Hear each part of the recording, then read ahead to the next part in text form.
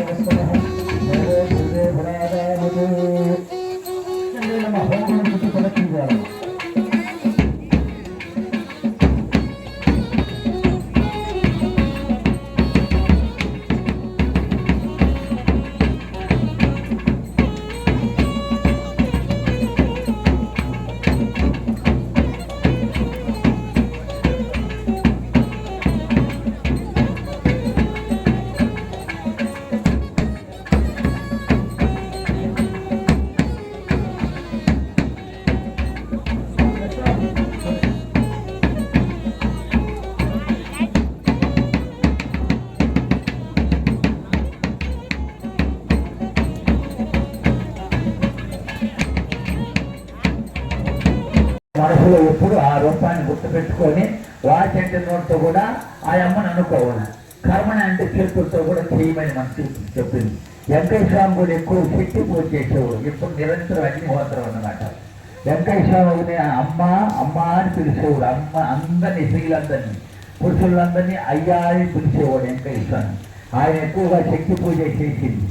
ఆయన ఎక్కడ ఏ దేవలో ఉన్నవాడు ఎక్కువగా అమ్మని గుళ్ళోనే కూర్చునే ఉండేవాడు వెంకయ్య స్వామి. గొన్నవాడు సాక్ష్యమతో మాట్లాడేవాడు వెంకయ్య స్వామి. ఆయన మాట్లాడేది వచ్చేది కానీ అమ్మ మాట్లాడేది బయటికి మనసుకి తినొచ్చేది.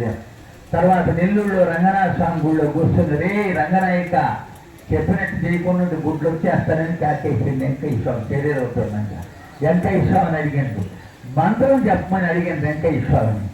మంత్రం ఎక్కడుందో తంత్రం ఎక్కడుందయ్యా, మనసే కదయ్యా మంత్రం గట్టిగా కొట్టాలి. తప్పట్లు అందరూ సత్యమైన మాట చెప్పినట్టు అందరూ కూడా కొట్టాలా. మా కోసం హోమం చేస్తున్నాం, పూజల కోసం హోమం చేస్తున్నాం. ఊరు దేశము రాజ్యము సర్వేకైనా సుఖినో భవంతు, ప్రపంచమంతా బాగుండాలని కోరుకొని చేసేదన్నమాట ఇది. కాబట్టి ఊరు బాగుండాలి, మన ఇల్లు బాగుండాలి, మన ఇంట్లో మనం బాగుండాలి, అందరూ బాగుండాలి, దేశం బాగుండాలి, రాష్ట్రం బాగుండాలి, అన్ని గ్రామాలు బాగుండాలి, అందరూ బాగుండాలి. దాన్ని ఏమంటారంటే సర్వే జన సుఖినో భవంతు, లోకా సమస్తా సుఖినో భవంతు, తన్మంగళాని భవంతని మన పెద్దవాళ్ళు చెప్పింది. కాబట్టి తర్వాత ఆయన అడిగింది మంత్రం చెప్పండి స్వామి అంటే, అయ్యా మంత్రం ఎక్కడుంది తంత్రం ఎక్కడుంది అయ్యా, మనసే కదయ్యా మంత్రం అనేది. మనసు లేని మంత్రాలేం పనిచేయవు. మనసులో నిజమైన గుర్తు పెట్టుకొని ఏం తెలియకుండా రామన్న కృష్ణన్న శివ అన్న అంతా ఒకటే. శివుడు వేరు కాదు, రాముడు వేరు కాదు, విష్ణు వేరు కాదు, అంతా ఒకటే. శివుడిని పార్వతీదేవి అడిగింది, నాకేమన్నా ఉపదేశం చేయమని అడిగింది.